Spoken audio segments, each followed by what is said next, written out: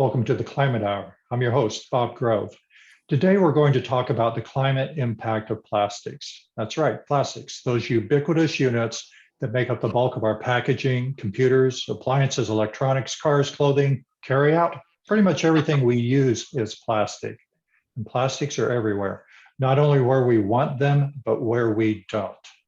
Landfills are overflowing with plastics that have a shelf life of 2 to 6 centuries. I have a friend in Chile, South America, that lives near a landfill that contains mountains of discarded American clothing, fast fashion plastic that will be around for centuries.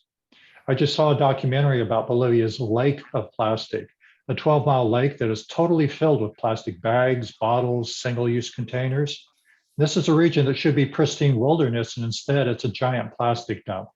Not to be confused with the giant Pacific garbage patch, which is an island of plastic in the middle of the Pacific Ocean, estimated to be around 1.6 million square kilometers in size.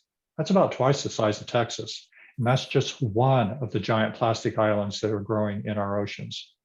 The chemical structure of plastic means it can never fully disintegrate. As it ages, it becomes brittle and breaks down into smaller and smaller pieces. Those microplastics work their way into our waterways, into our oceans, and up our food chains. Microplastics are now found throughout our bodies, in our stomachs, our intestines, and our lungs. The 2020 study found microplastics in the placentas of unborn babies, and a 2022 study has now found microplastics in 75% of all human breast milk. So plastics are obviously a huge environmental and health problem, but how does that affect the climate? Well, I think most of us know that plastics are made from fossil fuels. That's the same crude oil that is refined into gasoline for our cars. And if you don't know that, well, surprise. Look at the plastics around you right now. Your room and car are filled with fossil fuel plastics.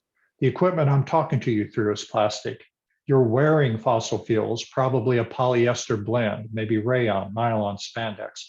All of these petrotextiles are made from crude oil. And we're making progress. We're making progress on shuttering coal-fired power plants, moving to wind, solar, and other renewables. And electric vehicles are now cheaper to operate than gas engines, with both car makers and legislators calling for the end of gas engine sales by 2035.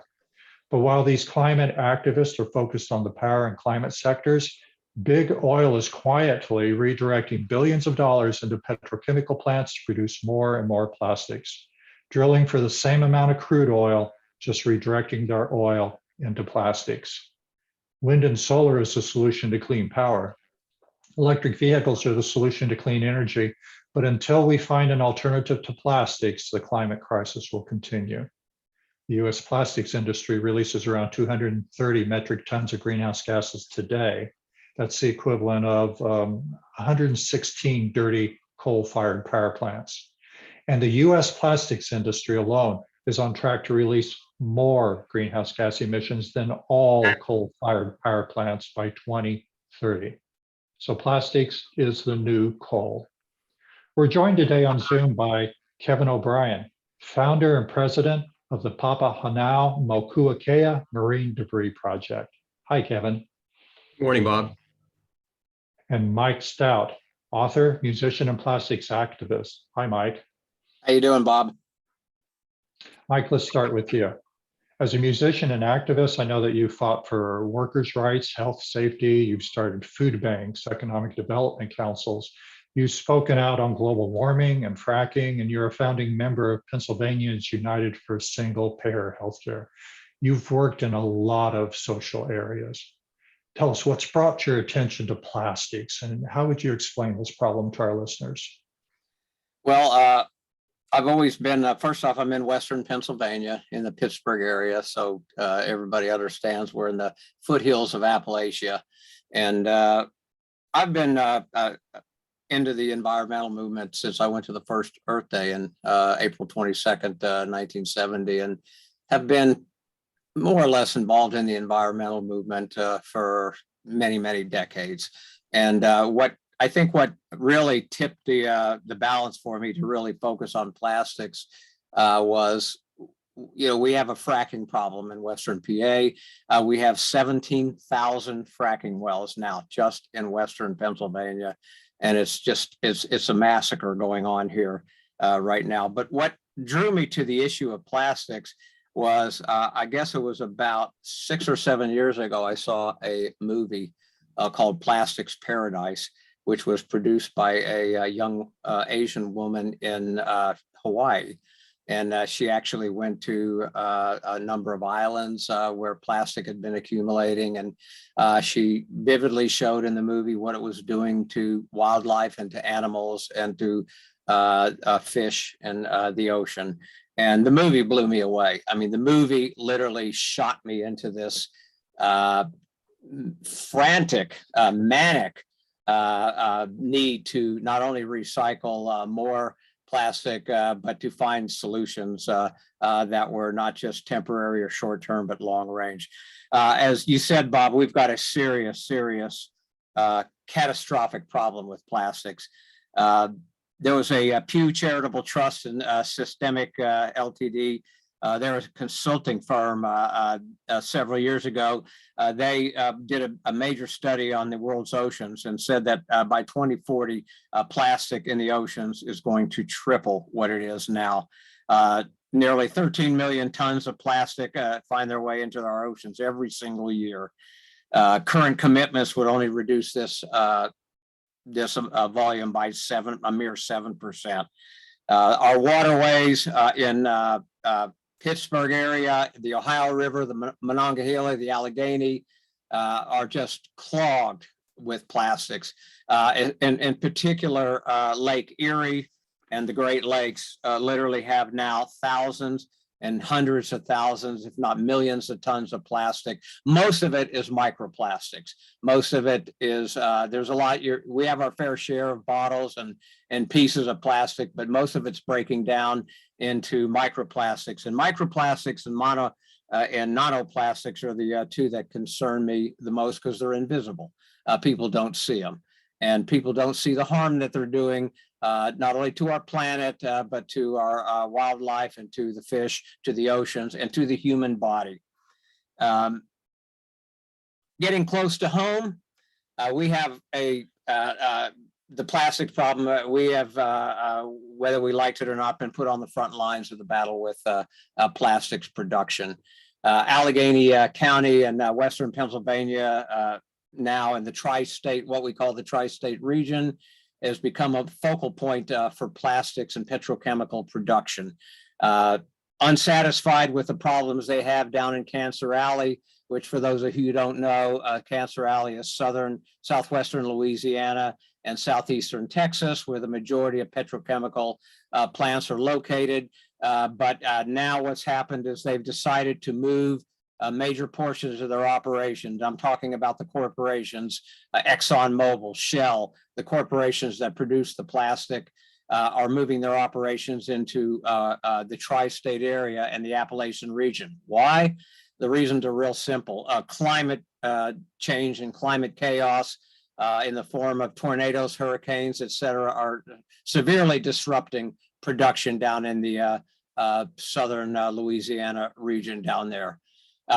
Also, the flooding has been a major obstacle for them to deal with down there. And also transportation issues arose. So what they decided to do was they decided to move production and build new production facilities up in this tri-state region. And the reason is obvious. Number one, they have access to fracking gas. And fracking and gas, that is what petrochemicals come from. And we have 17,000 fracking wells in Western Pennsylvania alone. So Shell decided to build their first pilot project plant, which is going into operation this year. And the new Shell facility, which is just about a half an hour north of Pittsburgh, they intend to produce 80 trillion nurdles a year. For those of you who don't know what a nurdle is, for those of you that have a screen, I can show you a nurdle is so tiny, you can't even hardly see it. I have a whole bottle of nurdles here. Those are just tiny pellets of plastic that are used for manufacturing. That's the raw material. It's literally, you can't even see it. It's so tiny. And then of course, nanoplastics, you can't see it at all. And those are the two that are becoming most prominent in our waterways. So they decided to move up to this area, number one, to have access to the fracking gas. Number two, access to water. Western PA and the tri-state region has more water than perhaps any region in the country. We have not only the rivers, but we have the Great Lakes up here. And the access to water, which is extremely important for the fracking process and the petrochemical process. So you have access to water, you have access to gas, and you're in the mountains, and the weather is not as bad up here as it is down in Tornado Alley, and certainly not as bad as it is out on the West Coast. So three major reasons for them to move their production facilities up here. And so what they're going to do is they're going to bring this pilot project online. The construction of this plant, which is going to produce 2.2 million tons of nurdles annually, and a total of 80 trillion nurdles each year.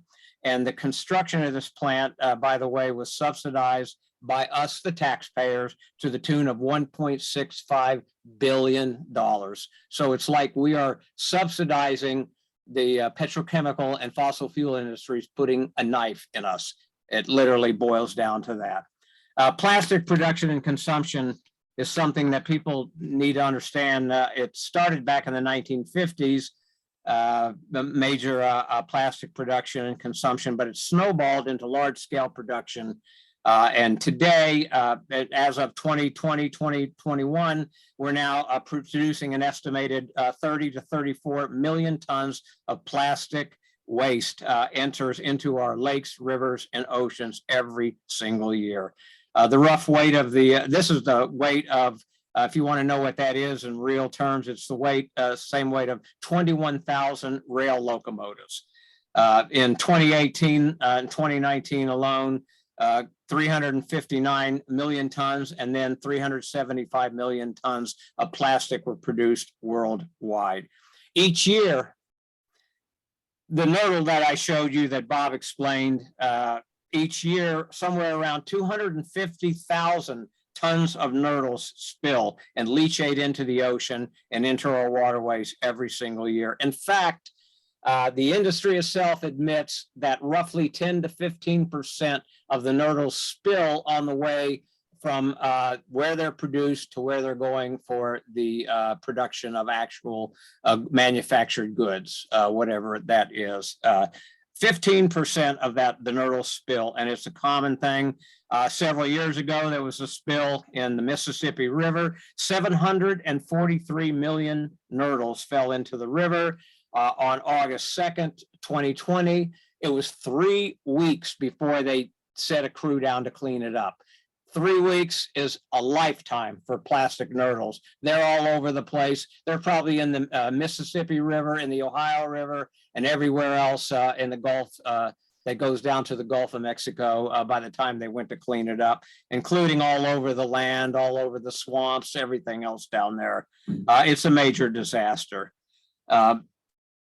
September 20th, a story broke in the Pittsburgh Post-Gazette that ExxonMobil was looking to build 2 more plants in Washington and Greene counties just south of Pittsburgh, and also a Chinese and a Thai firm are negotiating with towns in northern West Virginia and also southeast Ohio to build petrochemical plants. The idea being they would like 5 major petrochemical plants to go online in this area within the next 2 or 3 years. This is an existential crisis for us, and I hope it goes without saying that the effect this is having on our area, along with the fracking, is just spikes, major spikes in cancer and all sorts of autoimmune diseases and everything else. It's death for us up here.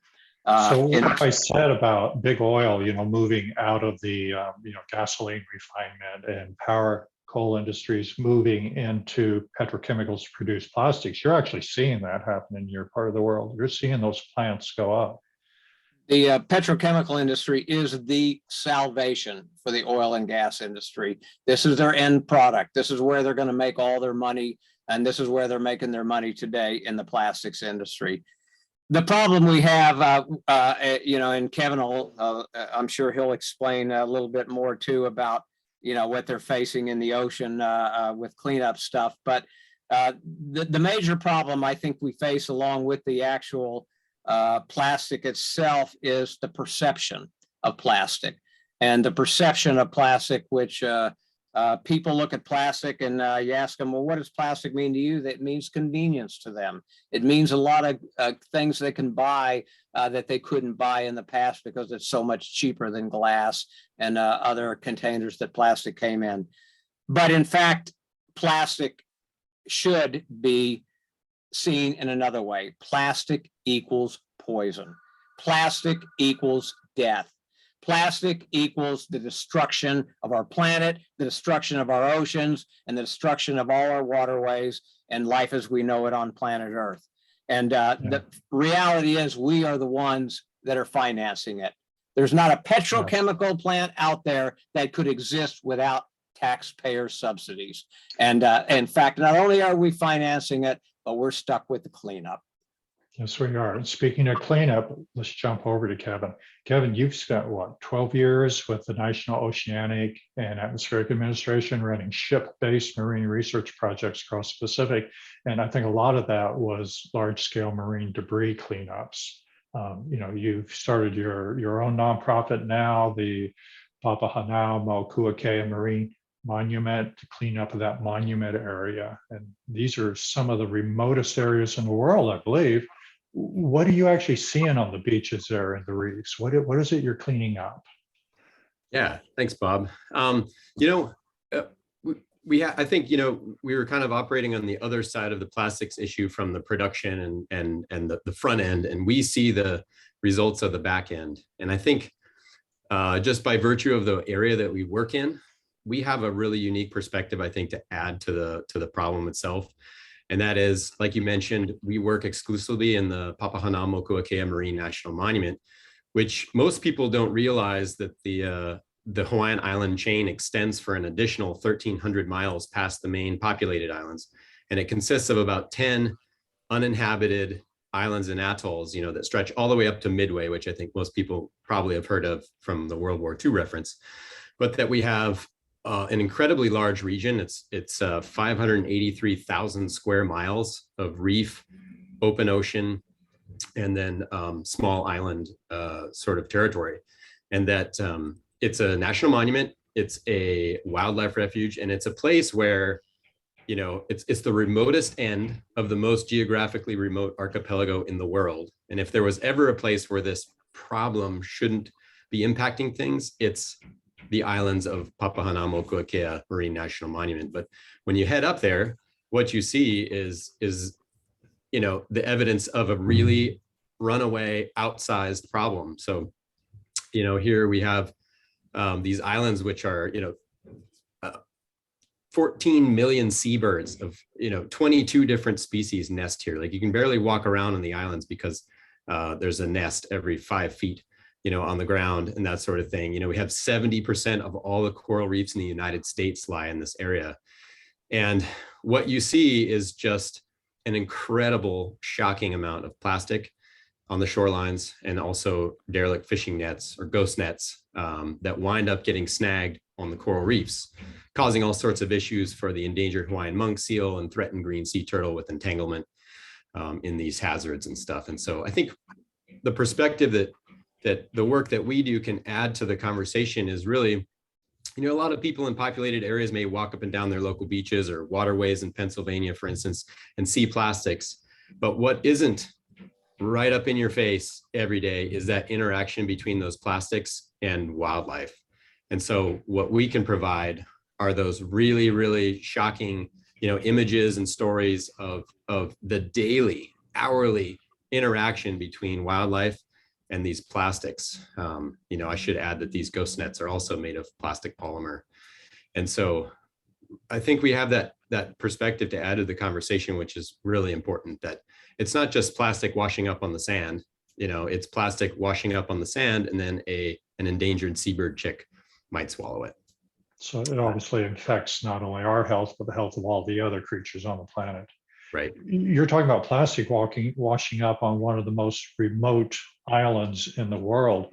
I mean, is this the microplastics or sludge, or are you actually seeing intact bottles, bags, whatever, washing up on these beaches?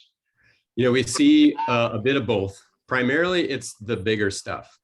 By the time it floats for a couple thousand miles across the ocean to get to these islands where we work, which are literally smack dab in the middle of the Pacific Ocean. I think a lot of the normal things that you might see on a beach in LA, for instance, may not make it there. So, for instance, we don't find plastic bags. We don't find cigarette butts. We don't find drinking straws. We don't necessarily find those, foam clamshell takeaway containers, that sort of thing. I think it has to travel so far that the stuff that makes it there is the more robust types of plastics. And so we find primarily by weight plastics resulting from the fishing industry. And so that's the ghost nets, that's the hard plastic fishing buoys, that's the laundry baskets that are used in the fishing industry. And then, of course, like not to give it its due, moment in the sun here, but the consumer plastics, drinking bottles, plastic forks and all that sort of thing is also very much present. It's just interesting what 1,000 or 2,000 mile trip across the ocean sort of weeds out. And I think a lot of those lighter, more fragile plastics either break apart or they biofoul with algae growing on them, for instance, and then they become negatively buoyant and sink to the bottom. And I'd be very interested to see what's on the bottom of the Pacific Ocean versus what remains floating. That's kind of scary. And that's interesting to see what is surviving. The plastic utensils we get from fast food, they're 2,000 miles of ocean just floating over there and landing on these beaches. It is interesting. And pretty much if it's made of plastic and you can imagine it, we've found it. I mean, bowling balls, car bumpers, motorcycle helmets, like literally anything that you can imagine, golf clubs, that may even have a chance of floating. It's made it out there. It's kind of like a scavenger hunt, honestly. It's really interesting what we find, but also very sobering at the same time. Tell me a little bit in just a few minutes here, how much trash are you picking up? How often do you go up there? How much are you hauling off these beaches? Sure. So right now we're on the level that we have funded for our level of effort has us being out there in these islands and reefs for 60 days a year. So in order to do that, we have to charter a ship.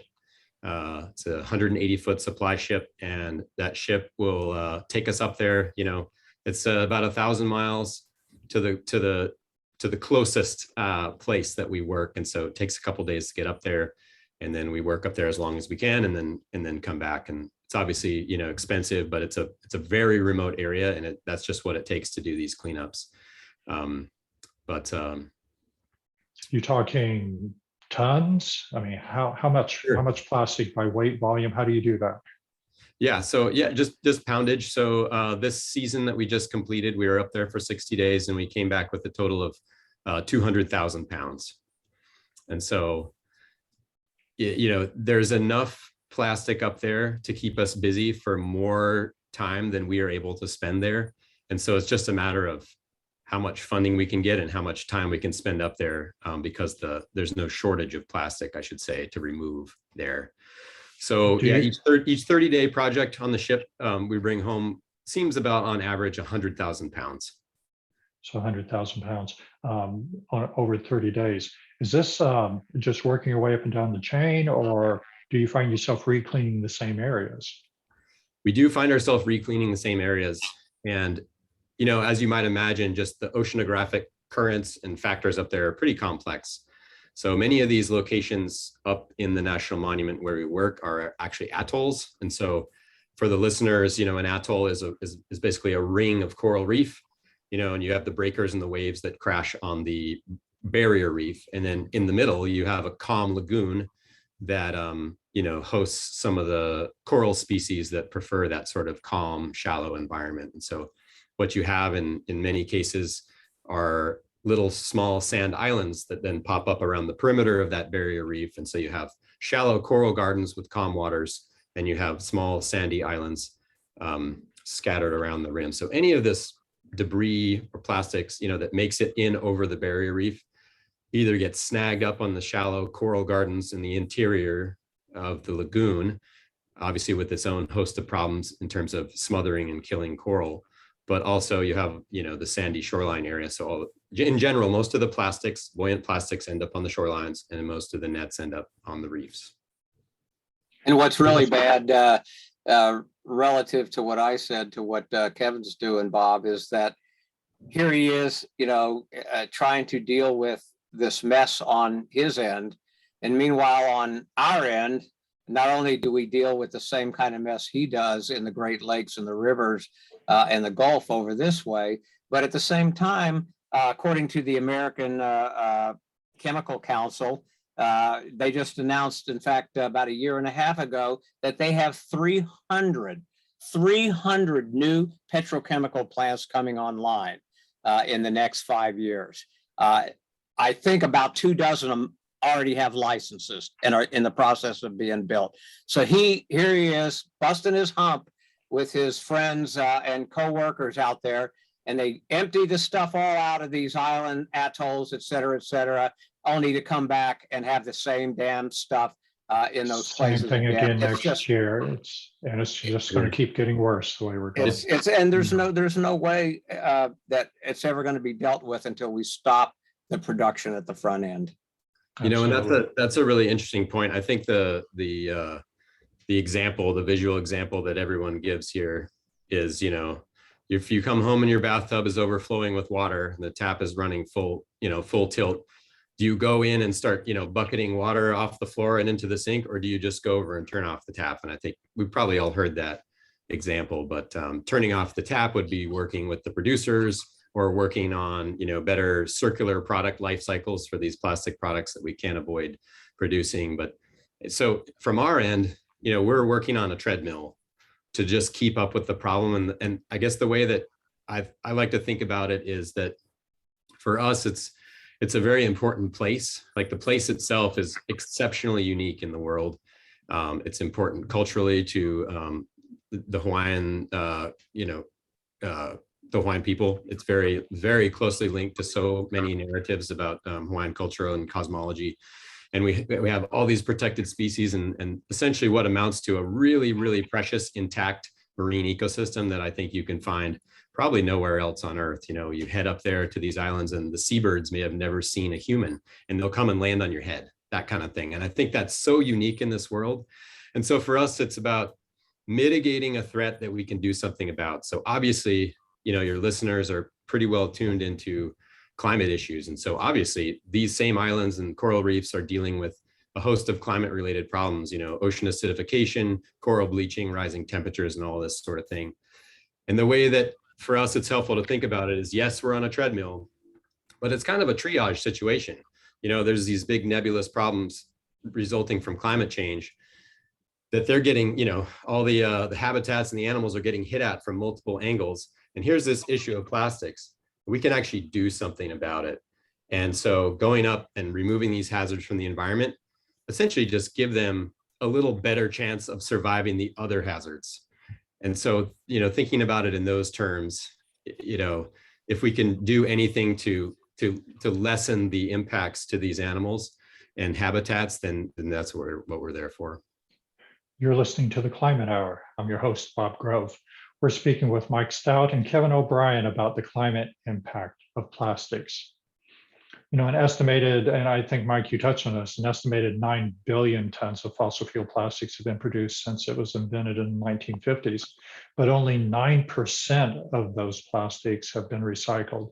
The rest is either in landfills, it's been burned, which obviously is releasing toxic fumes, greenhouse gases, or it's polluting our land, waterways, and oceans. So I'd like to talk about how we fix this. We've touched on some stuff, but what are the solutions? Mike, for you, what are the solutions? I think there's three major solutions that need to be tackled if we're going to fundamentally deal with this problem. And of course, Kevin's dealing with one of those solutions, and that's the cleanup. The only problem I have with that is I think the corporations should be responsible and pay for the cleanup. The people that actually do the polluting, the fossil fuel companies and the petrochemical companies. Back in the 1970s, when the with the birth of the environmental movement and the oil spill, Standard Oil spill out off the West Coast, and the fire in the Cuyahoga River, and the mess we had in the Love Canal, we mounted a movement, a political movement, a citizens movement, and we forced the government, which was, by the way, was a Republican government under Richard Nixon. We forced the government to set up a super fund, which companies like GE and Standard Oil had to pay into and pay for the cleanup. Well, what happened is that Superfund law ran out when Bush came in, Bush 2, and it was never reenacted. It was never re-upped. So now there's nobody responsible for cleaning up this mess except for people like Kevin and his organizations. But the other two things, I want to say three things. One is the question of perception. I think it's one thing to tell this stuff to people, but when they see it, and they see Midway Island, and they see the birds on there that are dead, and you cut those birds open and they have large pieces of plastics inside them. I mean, it's just, that's what shook me up. When I saw it in front of my face in that movie Plastics Paradise, it put me into hyperspeed to deal with this problem. We need a serious educational program in this country. And it's not something that one organization can do. It's not something that one portion of government can do. It's something that the entire movement and all those people who are concerned about this issue need to get together and put a program together that reaches the average American citizen out there in both the rural as well as the city areas, the urban areas. Without that education program, people are never going to understand just how serious this problem is. That's number one. Number two, a lot of people that I work with, they wring their hands, about, oh my God, we can't, this problem's too big. We can't do nothing about it. Well, we can. I think we can do two things about it. Number one, we can take personal responsibility and say, we're not going to be a part of this problem anymore. And we can stop. We can refuse to use plastic at every turn and every possible place we can. We can reduce and we can reuse what plastic we do buy. So I did a little 20-minute video. The Isaac Walton League chapter that I'm part of did a 20-minute video, and I showed people how they could reduce their plastic usage by refusing, reducing, and reusing, and then recycle only after those three avenues have been pursued. And in fact, by doing those three things, my wife and I, we literally have one bag of garbage about every 3 months. One bag of garbage. That's how much plastic and compost waste we throw away. We have a very active composting program, myself and other members of our Allegheny County chapter. For those who don't know, composting, compostable, such as food and vegetable and fruit waste accounts for anywhere from a third to a half of all garbage that goes into landfills. Plastic is a whole big portion of the rest. So what we've done is we go out and we try to teach people how to do those three things before they even consider recycling. On the recycling end, we have teamed up with a company here in the Allegheny County area called Michael Brothers, whose sole business is recycling plastic, metals, and glass. And what they've done is they've taken up the slack and filled the vacuum that the government has left when they abandoned their ship it all over to Southeast Asia and China program of single-use, single-source plastic recycling. What Michael Brothers did is they took up the call, and actually we investigated and met with them, and they were very transparent in showing us where their recycled plastic was going. Their number 1, their number 2, and their number 3 to 7. They actually turned us on to the companies that were taking their plastic refuse and recycling material and turning it into other plastic. That was very important because people are very they don't trust anybody. They don't trust the government. They don't trust the corporations. And to show people where the stuff is actually going was critical.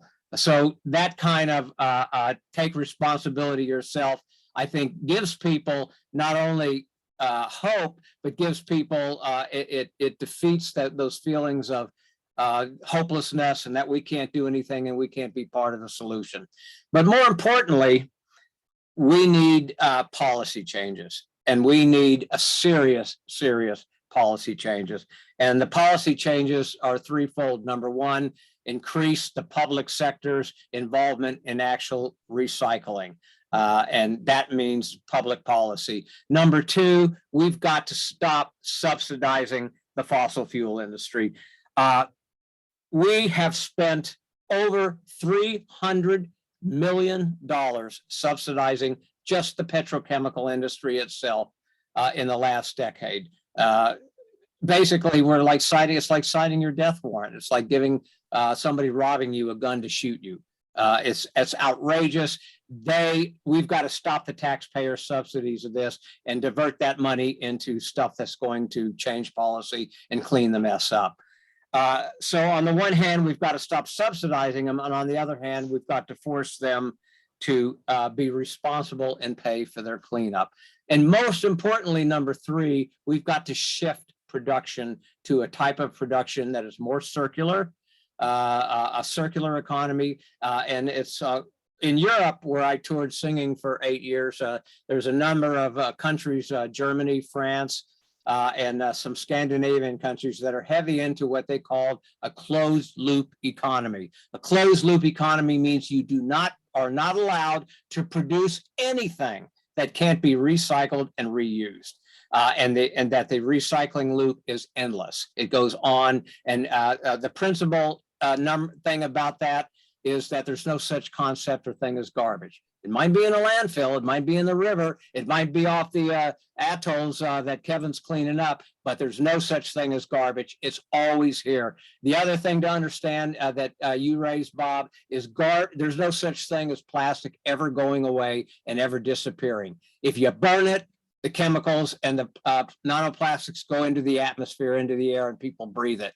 If you throw it into a landfill, it leachates into the water. When the sun hits it, it breaks it down and it becomes microplastics and nanoplastics. It's always here. If you don't understand that concept, that plastic is here forever, then you don't understand the need to switch to a closed loop economy. So those three things, I think, along with the personal responsibility, are critical if we're going to ease the burden on people like Kevin that are cleaning up this mess on his end. That's great. And Kevin, let's go to your end. I mean, as we've all been saying, as Mike says, it really takes two.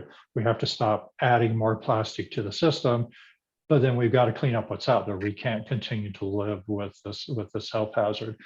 You're doing the cleanup. What other solutions are there? Do you see expanding what you're doing? Do you see other groups picking up what you're doing and taking to other places of the world? What are your solutions? Sure. Yeah. I mean, there's so many great organizations and individuals kind of working on the problem from our side as well. I mean, we sort of see this, one of our mottos on the website is humanity is united by the ocean. And that's a wonderful idea until you think about that the ocean also unites all of humanity's collective waste, into the same place. And to us, it's a complicated international problem, and when you're talking about many other countries, many of them less developed, you have an incredible difficult time creating any kind of policy that's a broad blanket policy that covers all of these nations that may be engaged in, for instance, commercial fishing. And so the question we get actually most often is, where is this stuff coming from? And I mentioned that most of what we clean up appears to be from the fishing industry. And so it's a really difficult problem to answer.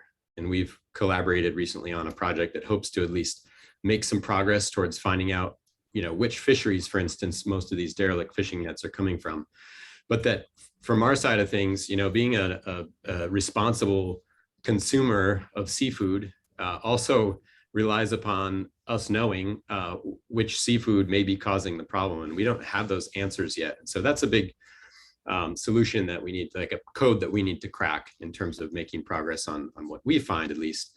And also, I think, marine debris and plastics in general in the environment is a bit of almost like a problem that's a luxury to be able to think about. And I think in many of these less developed countries, people are really primarily concerned with getting food on the table, catching enough fish, whatever it may be. And that worrying about plastics in the environment is definitely not at the top of their list.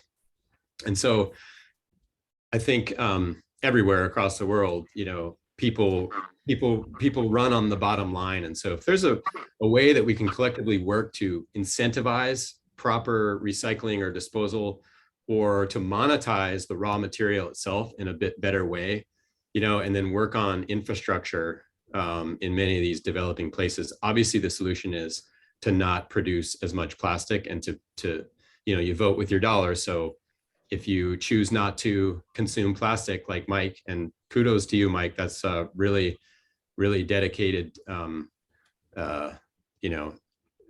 act that you've done there, not consuming plastic to that degree. And that's amazing. But at the end of the day, I think that we need to be able to somehow incentivize. Like if we went out and cleaned up 100,000 pounds of ghost net and brought it back, and someone was willing to pay us for that raw material, we wouldn't be the only ones doing it. Yeah, I was going to ask you, you're bringing home these hundreds of thousands of pounds every trip. What happens to that plastic? You're taking it off the beaches, but where is that plastic going? Sure. So we bring it back to Oahu, which is the main populated island here in Hawaii. And, we're an island. We have limited options, and we've been working really hard to try to find other alternatives to what we currently do, which is we have actually a really great partnership with Schnitzer Steel Corporation and then Covanta Energy. And so what happens with it, because there's no other alternative besides the landfill, is that it gets chopped up into small pieces and then it gets incinerated to generate electricity, which is not a perfect solution. We are an island, and all of our electricity for the most part comes from burning municipal waste. And so that is the available option to us right now. We're pretty excited about a new opportunity that we've just been collaborating on, to use some of these polymers as instead of virgin polymers in the asphalt mix on some roads here in Hawaii. So there's a pilot project going on that we've promised to give some raw plastic material to. And I think, we have a different situation here in that our options are so limited being on an island that, I think we're just trying to do the best we can and get it out of the environment in that very special, sensitive place. But, the more we can do to find a really robust solution here, it's definitely a huge priority for us. Are you aware of any other groups around the world that are doing plastic removals on the scale you are? I do. There are a couple of groups. There's actually a for-profit company called 4Ocean that they pay people in many locations in Southeast Asia and the Caribbean to skim plastics.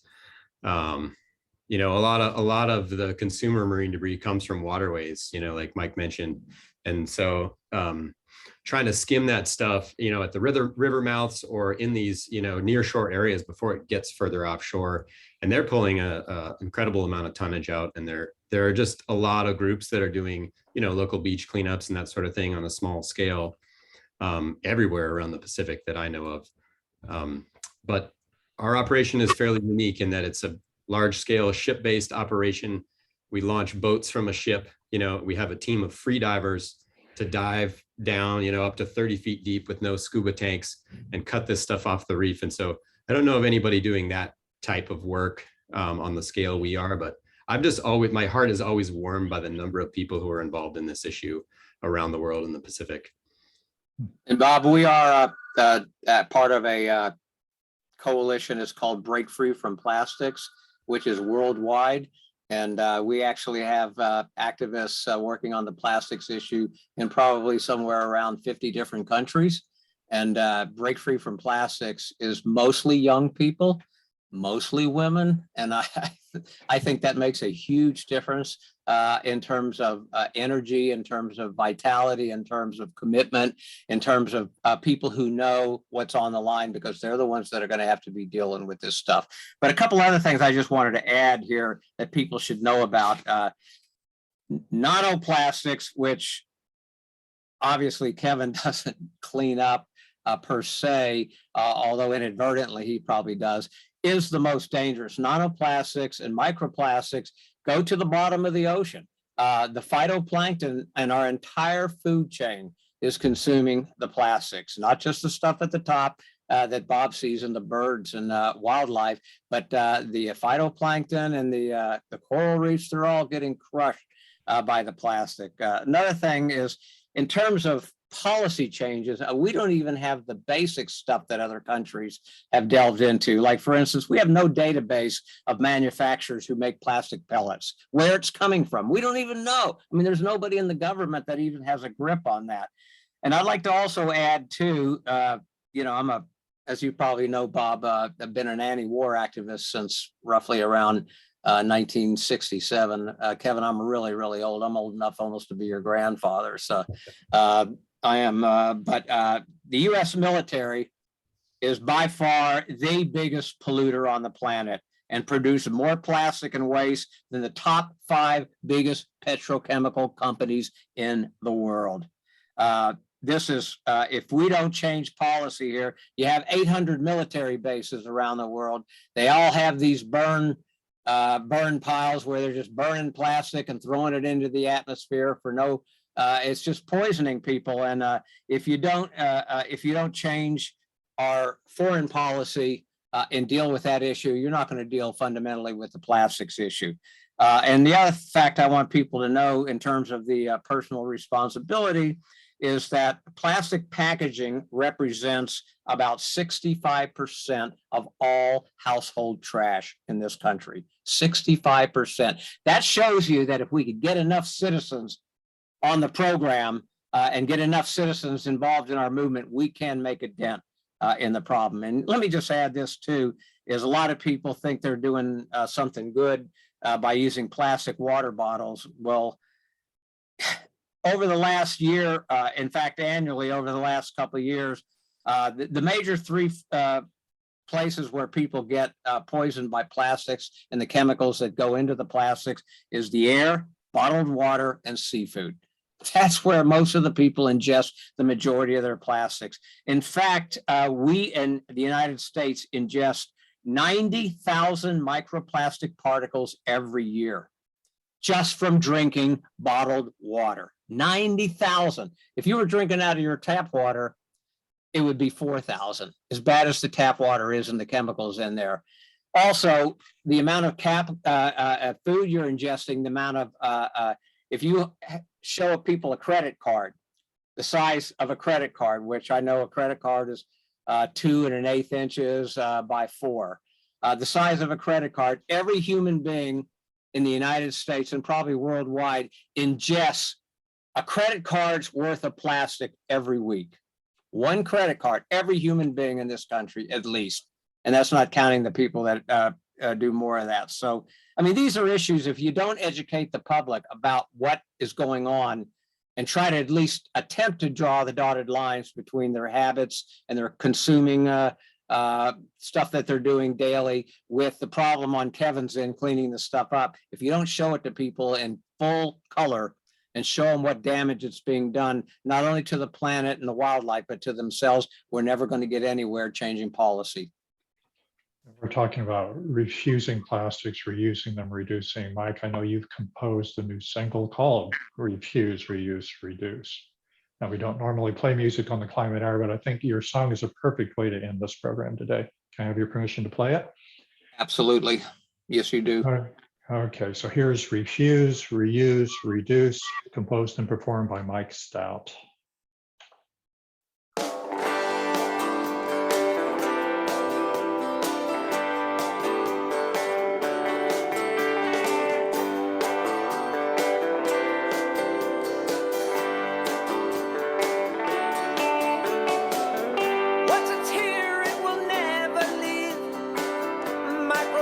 In the climate we live, 100 million tons in the oceans now, killing our food chain, taking us out. Situation drastic, don't have 30 years. Single-use plastic never disappears. The time to get bombastic and frantic is now, right here. Kill the landfill, the deadly debris.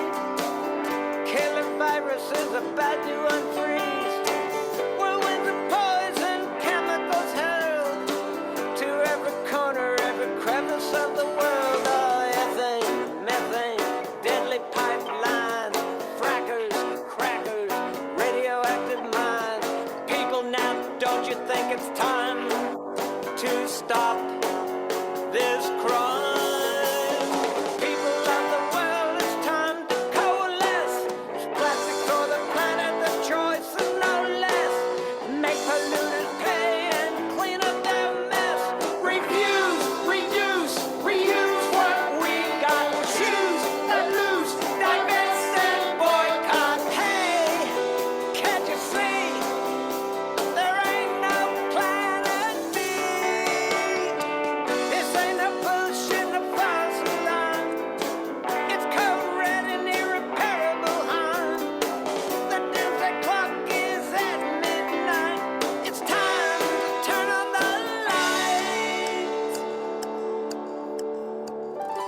Cancer clusters way off the charts, killing children, ripping our hearts. Sacrificial zones all over these parts. I want to know from where it starts. Stress, trauma in every family. You and sarcoma, daily homily. There's heartache and drama. Doesn't have to be with you and me.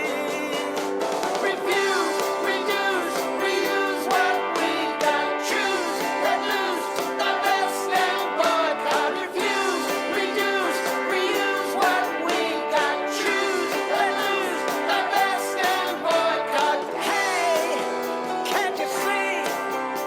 There ain't no planet B.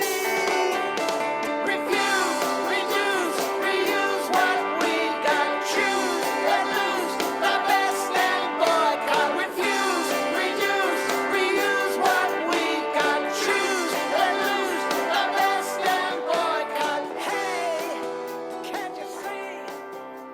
There ain't no planet B.